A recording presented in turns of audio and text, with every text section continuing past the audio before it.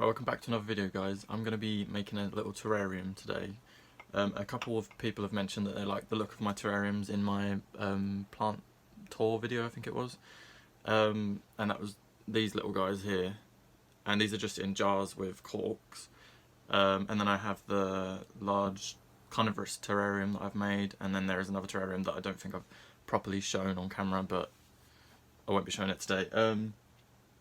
So I'll show you the container that I bought. It's behind here. I just bought a little, like, is it a mason jar, I think it's called. And I thought that'd look quite sweet with some plants in it. So I'm going to just be going through the process of making that and showing you how I'm doing that. The plants that I've got to use, I just got from my garden. So I just got some bits of moss, a little pot of this plant, which I do not know the name of, but it looks quite like a miniature fern, so I think that would look quite effective in a terrarium. And then I got a couple of like pieces of sedum and stuff like that. I know these are more like dry loving plants, but I just want to see how it goes. I'm not too worried if they like die off. I just want to see kind of how they establish themselves. So that's what I'm going to be planting in there. I'll turn the camera around and we've got on with it. Right, so in the bottom I'm going to be adding some gravel. And I've got gravel that's left in this like previous, this used to have cacti in it. So I'm just going to be using that because I couldn't find any other gravel in my garden. I'm just going to do like a thin layer.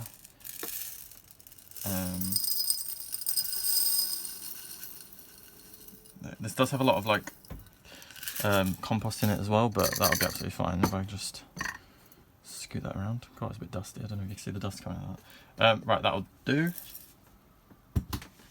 So just, what's that, like a couple of centimetres, and that'll be absolutely fine, because I don't want the dirt to come up too high. I want this to be quite a low terrarium, like low planting in the terrarium, I mean. I did grab from my garden a couple of bits of charcoal that I'm just gonna like chuck in the bottom as well. I should probably crush it up to like make it work better, but I'm just gonna chuck it in.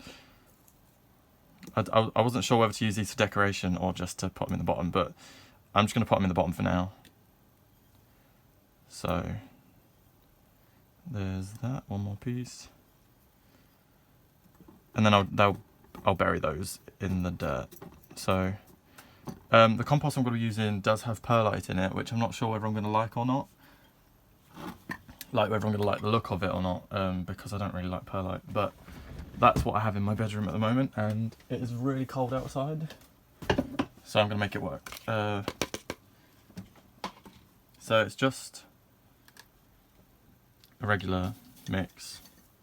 I made it up myself, so it's a regular potting compost, so multi-purpose compost, and perlite, which I mixed. I mixed this up for my house plants, so I've put quite a lot of perlite in there, but yeah, so I'm just going to be... I don't want to put too much in, so... But I know I do need quite a bit for that plant that I've got going in. So like that ideally would be enough for me, but I'm definitely going to need more than that.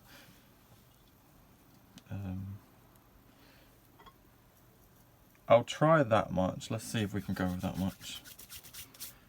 But already I kind of don't like the look of the perlite, like, because you can see it around the sides, but that's fine. Let's work with it. I keep knocking stuff over, right. So I'll try and get it nice and flat in there.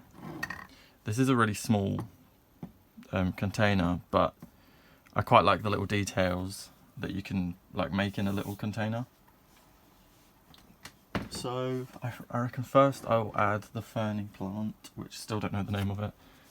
This one here. So I'm going to just pull it out, rip it apart. It's probably going to look a bit dramatic, but I've ripped this plant apart many times. Oh, it's really wet. Yeah, I've propagated this loads of times just by ripping it apart and putting it into separate pots. So I know it's going to be absolutely fine. Yum. This has been in the garden, so hopefully there's not too many bugs in it. I did see a spider when I was bringing it up. That might be enough. I don't think I need too much, but... and I think we can stick some of this over the back. So I'll dig a little bit of a hole. Get that in there. And this doesn't grow tall, so it's just going to be nice. Hopefully it will kind of spread. Have some of that over the back. And then I've got a lot of moss, so I'll have some... so I've got these pieces of moss that have fallen from the roof. I was thinking they'd look quite nice if I have maybe that on this side. So it almost looks like a pillow moss. This one is a lot more, looks more like a spreading variety, so I'll have that maybe next to it. Or no, this one can go further over the back. And then I have this like wood moss, so the moss that spreads a lot faster, and I kind of want this close to the front because it's a bit more detailed. And it's got seed heads on it as well, that's quite nice. And in between there I'll put some of the sedum. So I got this variety of sedum, which I'm not sure which variety that is, but there's that one. And I've also got like the smaller sedum. So I'm just going to put those in behind that bit of moss. And you can't see very much at the moment, but these are just cuttings. They will root. These root really readily, so they'll kind of establish by themselves. And hopefully they'll spread. These have been in my garden for years, just kind of surviving by themselves, so I'm not worried that they're going to die. That looks quite nice like that. I'll add a couple more bits of this bigger sedum. Just digging it into the soil so that it kind of has an opportunity to root. They can root it just into the air, but I do want to give it the best chance. Now, I do quite like the look of that, it looks quite natural. I've got one more bit of moss, so I might as well just use it whilst I've got it. And that can probably go over the back.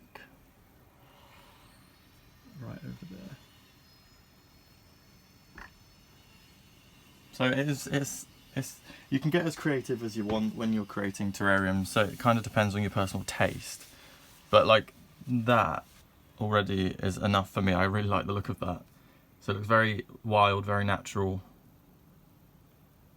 very green, and I like that look. So this is such a bad angle, I'm really sorry. I think I'm debating whether to put like maybe a stone in there or not, but I think for the moment I think it's okay. Let me move the camera and I will show you a better angle. So I think that looks quite effective the way that I've done that there. I know that was really simple and easy and quick and not very exciting planting, but the moss will spread nicely. The pillow moss here, I'm not sure whether that'll, like how well that'll do in there, because like I said, that came from the roof, which is a very dry situation. So it'd be quite interesting to see how it all establishes.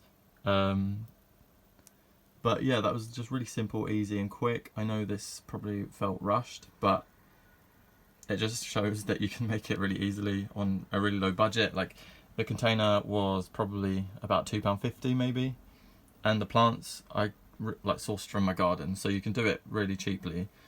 But yeah, it's just a nice little detail to kind of put in a corner of your room in indirect light and just see how it establishes. And you don't need to water it because it's got the lid.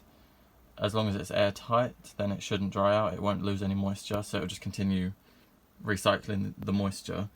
And yeah, that is as simple as it is. So if you like this video, give it a like, and if you've made terrariums of your own, let me know how it went and what you used in there and how old they are. The oldest terrariums I have are maybe like 2 months. Like this one here is a couple of months old. And then the carnivorous terrarium that I've shown in a previous video, I think that's about 2 months old as well. So I'll do more videos once it establishes and ages, and just keep you updated if that is something that you are interested in. But yeah, it's as simple as that. I quite like the textures, the different textures in here, because you've got like the smooth leaves of the sedums, then obviously the moss and the ferny plant. Still don't know the name of that, but yeah. If you enjoyed, leave a like, and thank you guys for watching.